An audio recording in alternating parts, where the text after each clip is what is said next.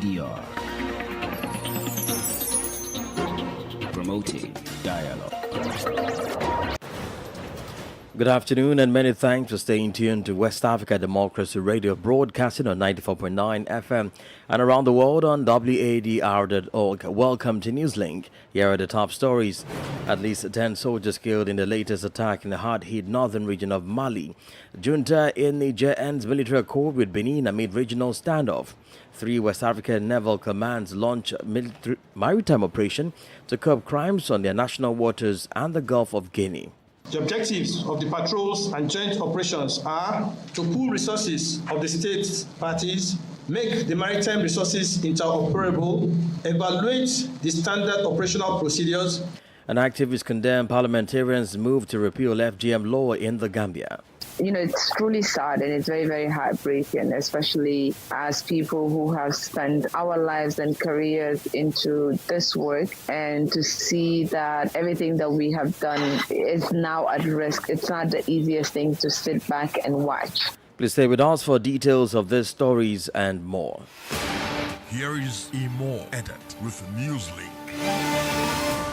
Many thanks for joining us. Let's begin in Mali, where at least 10 government soldiers were killed on Tuesday during an attack by armed groups in the northern region of the country, the nation's armed forces said, amid ongoing deadly violence in the hard-hit region and as United Nations peacekeepers continue their withdrawal. A coalition of former rebels known as the Permanent Strategic Framework for Peace, Security and Development claim responsibility for the attack in the city of Borem in Gao region and said they have captured parts of the city. The development signaled a failure of a 2015 agreement which the former rebels signed with the Malian authorities to stop their rebellion. Matasi has the details. According to a statement issued by Colonel Suleiman Dembele, a spokesman for the Malian Armed Forces, the security agency repelled the attack with booby-trapped vehicles by several terrorists aboard several vehicles and motorcycles in the locality of Burem. He said 13 soldiers were wounded in the incident while 46 of the attackers were killed. Claiming responsibility for the attack in an earlier statement on Tuesday, the former rebels also said they have begun operations by taking several positions in Burem, a small city where jihadi groups have also been fighting the security forces. Tuesday's attack come days after jihadi fighters killed 49 civilians and 15 government soldiers when they targeted a passenger boat near the city of Timbuktu on the Niger River and a military position in Bamba, further downstream in Gao. The violence by jihadi groups is worsened by recent attacks by former rebels who are Tuareg independent fighters that drove security forces out of northern Mali in 2012 as they sought to create the state of Azawad in northern Mali before the 2015 agreement with the government to cease fighting. In August 2020, Mali's president was overthrown in a coup that included an army colonel who carried out a second coup and was sworn in as president in June 2021. He developed ties to Russia's military and Russia's Wagner mercenary group, but authorities have struggled to end the violence in parts of the country. Matasi reporting there. Meanwhile, the Burkinabe government says preparation is on course for any military intervention in Niger by the regional body ECOWAS. This is a commitment reiterated by Ouagadougou on Tuesday.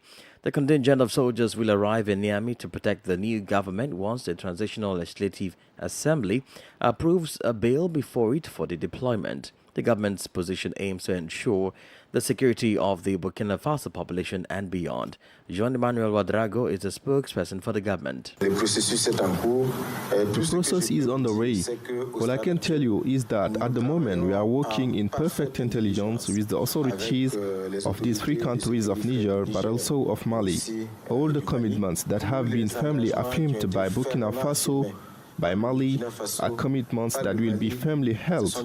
There is no reason for Burkina Faso to fall apart, and there is no problem that is not going to be solved. If you have followed what the head of state said, I think it is the same passivity that led to the disintegration of countries like Libya, and everyone knows that this is where all our current problems started. Donc, que tous nos problèmes actuels sont partis.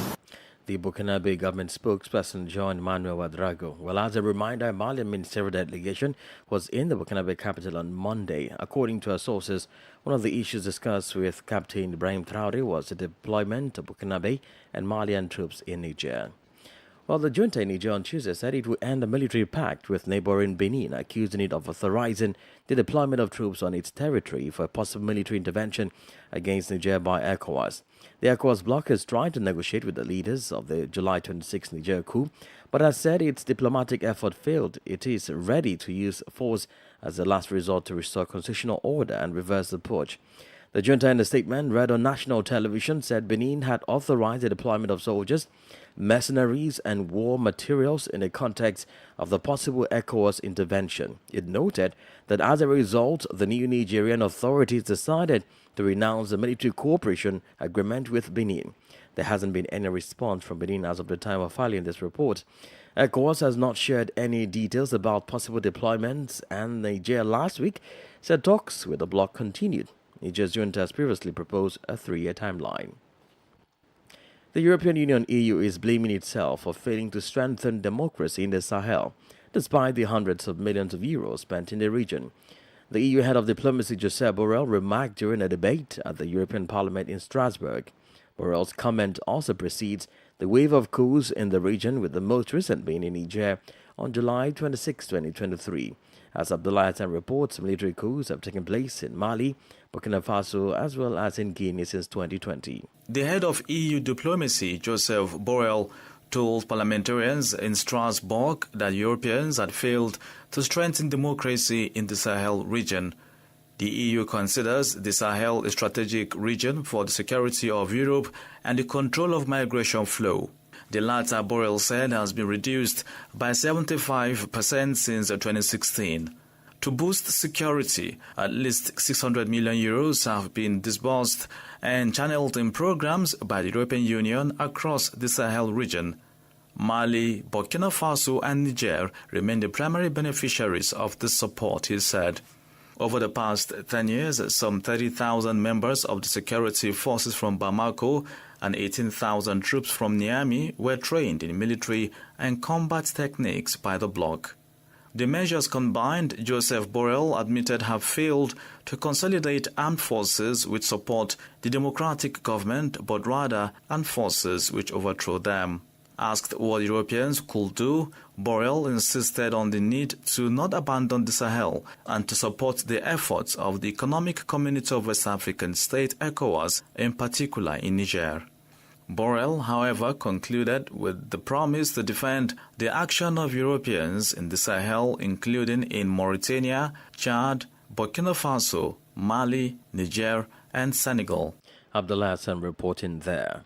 In other news, naval officials from 3 West African countries on Tuesday launched a joint maritime security platform known as Operation Safe Domain. However, Niger, the 4th signatory country of this operation, was absent. No official comment was issued regarding Niamey's absence, but analysts suggest the military takeover in the country and the rift between the junta and regional armed forces over the imminent military intervention in the country to restore constitutional rule as some reasons. WDR's Usman Omar in Abuja tells us more. The operation is to enable the smooth implementation of the MOU on joint maritime operations and patrols agreed upon by the chiefs of naval staff of Benin, Nigeria, Niger and Togo. The signatory countries are equally members of the Zone E Multinational Maritime Coordination Center.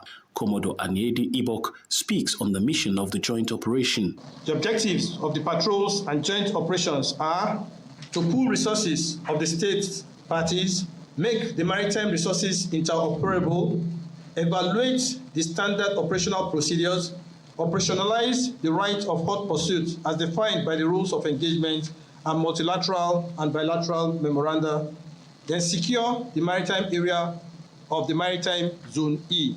Through these operations, the safety and security of the maritime domain of these countries are expected to be strengthened towards curbing illicit maritime activities, including piracy and sea robbery. Stationed in the riverine area and oil-producing region of Nigeria, Commodore Samuel Fiei, a commanding officer at the Nigerian Navy, stressed the importance of maritime security cooperation. If the country, like somebody commits an offense, we find a pirate ship in Nigerian waters and they run, once they cross into Benin water, if we don't have agreement with Benin, we cannot pursue them into that water. So that is the essence of this continuous practice together, this collaboration that we have. The strategy adopted includes research and exchange of information, maritime and air surveillance, and intervention of the Gulf of Guinea generally and Maritime Zone E specifically should be safer for those doing legitimate businesses.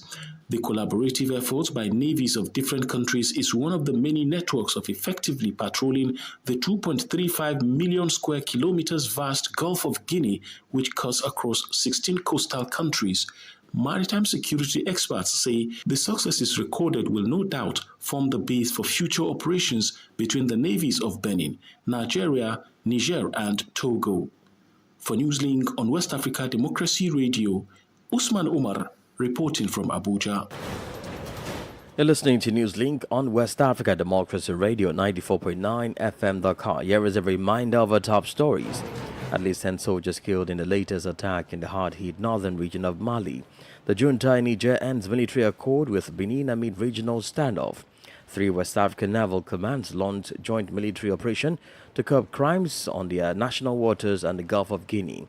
And still ahead, activists condemn parliamentarians' move to repeal FGM law in the Gambia. We also have our guest interview segment, the newspaper review, and sports news. Please stay with us. WADR.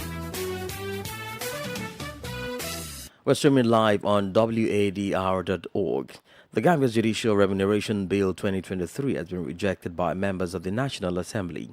The bill failed to make progress to the next stage on Tuesday after 21 members voted against it and 18 others voted in favor of the bill. From Banjo, WDL Sankule Janko completes the story. The Remuneration Bill 2023 was thrown out of Parliament on Tuesday as the National Assembly members voted against the document after an intense debate.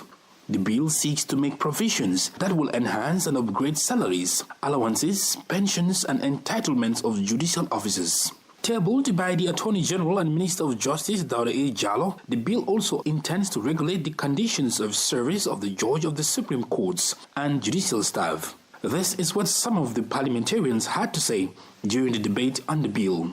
This bill was among the things that were embedded in the draft constitution, which of course led to some members, including myself, to reject it. I want to declare it very clear that I, Honorable Modula Mimpa, I am not part of or in support of this bill.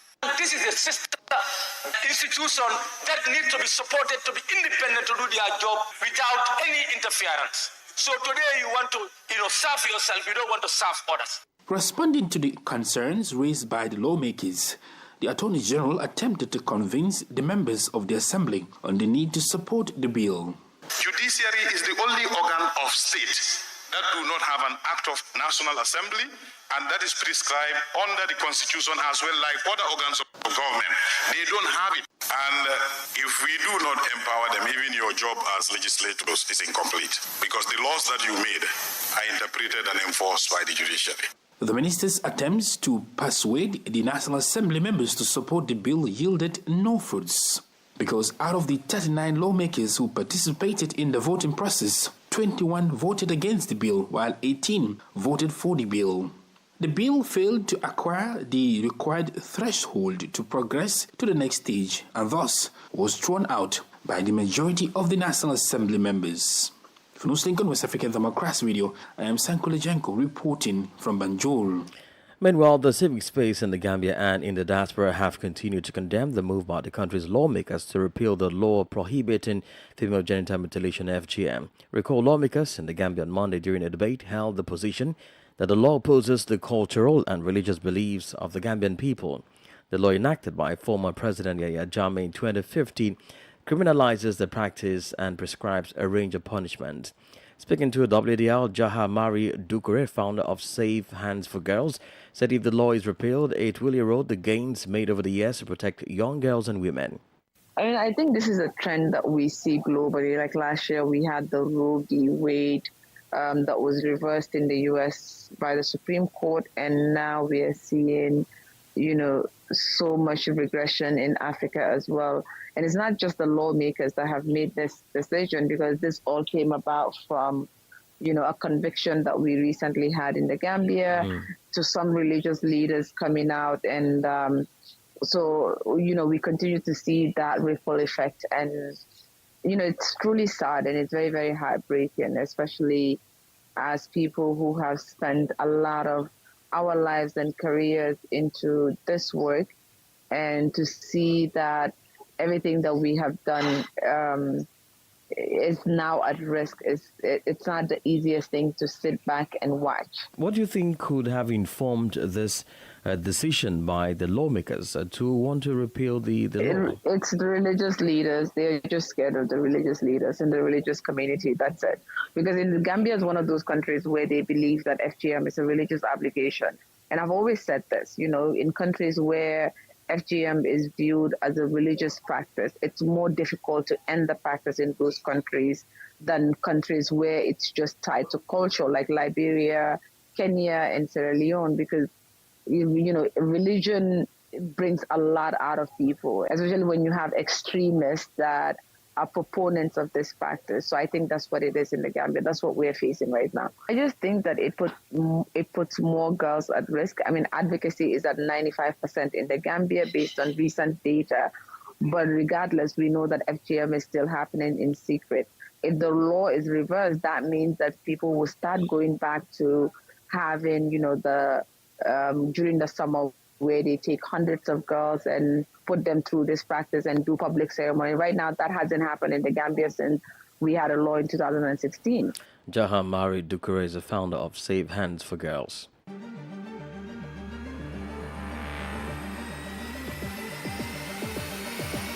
This is the newspaper review. Stay on top of the news. Get the most important stories with added insight and concise review. This is the newspaper review.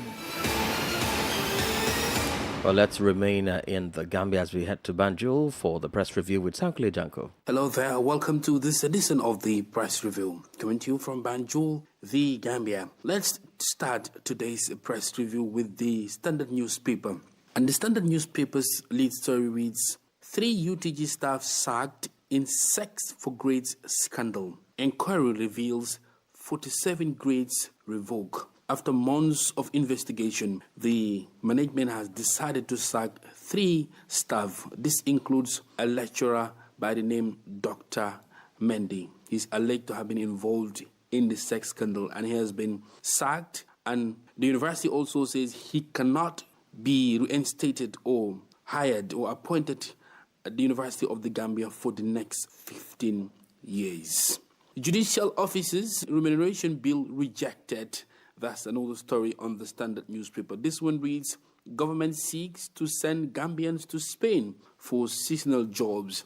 CPA says rising cases of rape alarming. Now let's move on to the Voice newspaper. The Voice newspaper's lead story has to do with Gambia-India relations, of also narrowing down to events involving the acute kidney injury that took place in the Gambia. And it reads, Gambia-India finalizes arrangement for testing medicines. Recall, of course, the acute kidney injuries were involved around Maiden Pharmaceutical, an Indian company that is claimed to have produced the contaminated drugs that were consumed by over 60 Gambian children who died. Fonyi Berefet now accuses Dr. Toure of squandering time in abolishing FGM. Ami Koli was one of the National Assembly members who strongly opposed the anti-FGM law. And of course, Dr. Toure, who was the former vice president of the Gambia, accused her of squandering time in abolishing FGM because he's one of the strong advocates for the law banning female genital mutilation, FGM. Medicine Control Agency says medicines must be tested before importation. And still with the Voice newspaper, this one reads, auditors decry lack of cooperation at the Gambia College payment vouchers. Investment certificates worth $21 million payments missing. Now, let's move on to the Point newspaper. And the Point newspaper's lead story of today reads, NAMS reject judiciary officers' remuneration bill. Of course, after an intense debate at the National Assembly of the Gambia yesterday, Tuesday. Members of the National Assembly have finally decided that the bill is not good enough to progress to the next stage. This follows a vote that shows, of course, 21 National Assembly members voting against the bill while 18 supporting the bill. Like the Minister of Justice, Dawda Jallow, said, the bill seeks to, of course, to upgrade, allowances and other entitlements of judicial staff as well as Supreme Court judges. But the National Assembly members thought otherwise as they decided to vote against the bill. Well, I'm afraid these are the major stories making headlines on Gambian dailies, and it's back to you in the studio. Indeed, many thanks, Uncle Janko, for the newspaper review. Politics, analysis on major news, social matters, and all. This is A Guest. Well, let's keep you a little longer in the Gambia on our guest interview segment. Now, recall on Monday, members of the country's parliament have called for the annulment of the law prohibiting female genital mutilation in the country. Now, the debate maintained a position that the law opposes the cultural and religious beliefs of the Gambian people. Well, Matisi spoke with Jama Jack, women's rights activist in the Gambia, on this law enacted by former President Yahya Jammeh in 2015, which criminalizes the practice and prescribes a range of punishment. Well, this is our initial reaction to the news. It's been a lot of feelings, shock, disappointment, disgust, but also a bit of feeling hopeless and powerless in the face of what is happening currently so brazenly in one of the corridors of power in the country. You talk about hopelessness. What does this mean for the fight against FGM? How big of a setback is this? I mean, it's taken a lot of work and a lot of time to get to December 2015 when this law against FGM was passed in Parliament at the time. It was done mainly led by civil society organizations and individual activists and to an extent communities themselves and community members. And we saw prior to this law was a situation where girls were forced to undergo this practice without the protections that they deserve as their rights. What it also did was close up the space in terms of how much work activists and community organizers were able to do to drive more awareness, so they're moving more towards a voluntary abandonment of the practice. And so it is a major setback in a country where you have FGM rate upwards of 75%. But it really doesn't stop at FGM, because these are conversations we're having and thinking, what next? So it is not a setback only specific to the legislation around FGM. It is a complete threat to all legislation, all protection mechanisms that currently exist in this country as far as protecting vulnerable groups currently have their rights threatened, because this is just a beginning. How do you explain this regression in attitude or of tolerance since the 2015 law was passed? Is it as abrupt as it may seem from the outside looking in, or was this more of a gradual process with an outcome that we could have seen coming? I mean, if we're being honest, it's not been a gradual or sudden thing. It's always been there. And I just want to take the opportunity to also specify, especially when you say, like in terms of religion and culture in the country, that's one of the excuses, especially in terms of religion. And we've seen how, what we're seeing today has been very much driven by certain sections of society, including Islamic scholars who are pushing for FGM to continue. We saw a prominent Islamic scholar in the country step forward and pay the fines that were imposed in the judgment in the case that I have mentioned. And that is really what the trigger has been for what we are seeing currently. But I think if we're being honest, these are attitudes that did not go away in 2015 just because we had a law. And this is why a lot of the civil society organizations, individual activists, feminist collectives have continued to do the work of education and awareness raising, using different approaches, using different methods, including also pushing to make sure the law has been implemented. Because you can imagine since 2015, we're only getting our first successful prosecution of FGM, even though there is anecdotal evidence that the practice has continued even after the passing of the law. And so it's not really a thing where there's been a sudden shift, or there was a sudden shift in 2015 where there was a law and then people just became anti-FGM. And now we're seeing that go back. There have been people within the population who strongly believe and have continued to believe that FGM is a religious obligation, which is wrong, that it is a cultural obligation that they need to fulfill. And I think what we're seeing now is really just an opening of the space where people are able to come out and confidently say this, whereas when the law was enacted, obviously also having to say that this was done within the context of a dictatorship where people could not really come out and oppose it. Now there is more freedom, coupled with the fact that the current government has not really come out to state their position, even when there have been calls and appeals for them to do that in the face of threats against this law, because when we lost the former president, Yahya Jammeh, there were those sentiments in communities where FGM is practiced, that this was a Jammeh law. He's now gone, he's taken it with him. And there have been pleas from activist circles, from civil society for the government to come out and, reaffirm that this is a law that has been passed in parliament. It is a law in the country. It must be respected and adhered to.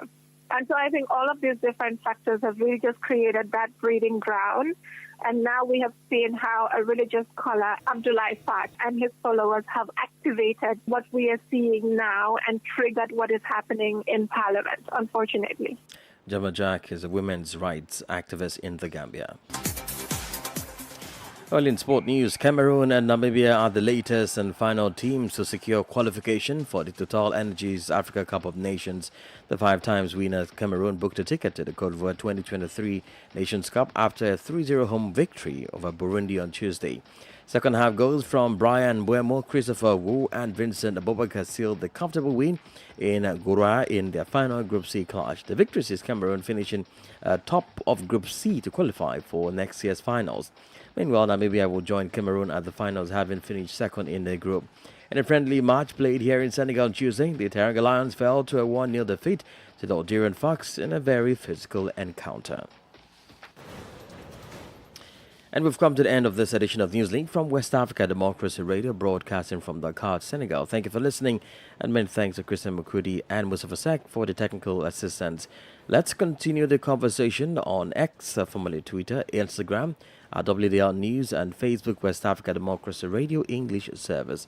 I am Imo Edet. Good afternoon. And many thanks to you for listening to NewsLink via Hot 104.3 FM, Newmi FM 94.0, and Veritas Radio 102.9 in Banjul, the Gambia. We also appreciate our listeners in Liberia via Alternative Youth Radio 98.9 FM, Lofa County. For you listening via Radio Pad 95.1 Damango, Savannah region, and on Royals FM 104.7 Wenchi, Ghana, we say a big thank you. Remember, West Africa Democracy Radio is all about you, your views, and your opinions.